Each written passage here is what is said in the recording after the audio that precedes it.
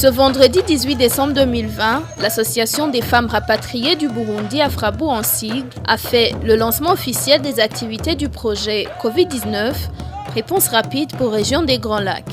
Sous le haut patronage du ministère de la Santé et de la lutte contre le sida, ce projet vise la sensibilisation de proximité dans le but de lutter contre la propagation de la Covid-19 au Burundi.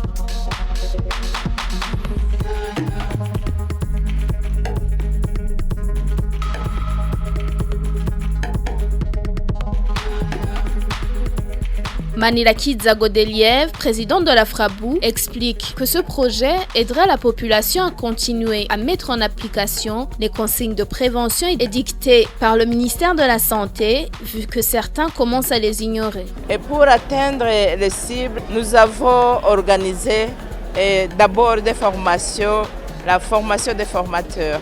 C'est 12 formateurs et ces personnes vont à leur tour, chacune va former au moins 5 personnes. C'est-à-dire qu'on aura au moins 60 personnes sensibilisées et formées pour faire la mobilisation des communautés et faire une sensibilisation de proximité, maison par maison, ou même dans les églises, dans les écoles, même dans les corps des forces armées, je dis la police, l'armée.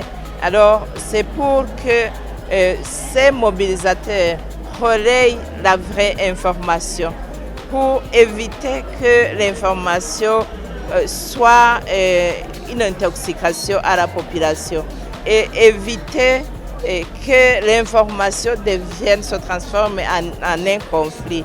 Nous allons essayer d'analyser les conflits qui existent dans les communautés qui sont causés par le Covid et nous allons alors relayer l'information auprès du ministère de la Santé publique, surtout dans la commission ou le comité qui s'occupe de la prévention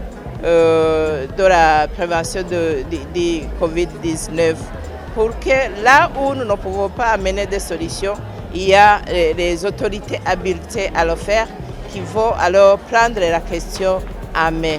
La zone Gatumba est la frontière entre le Burundi et la RDC. Il y a donc beaucoup de mouvements aller-retour, tant pour les commerçants que les voyageurs, a dit le représentant du ministère de la Santé, qui est aussi médecin provincial de Bujumbura. C'est pour cette raison qu'il a rappelé à ceux qui étaient présents de se laver régulièrement les mains avec de l'eau propre et du savon afin d'éviter la propagation de la Covid-19.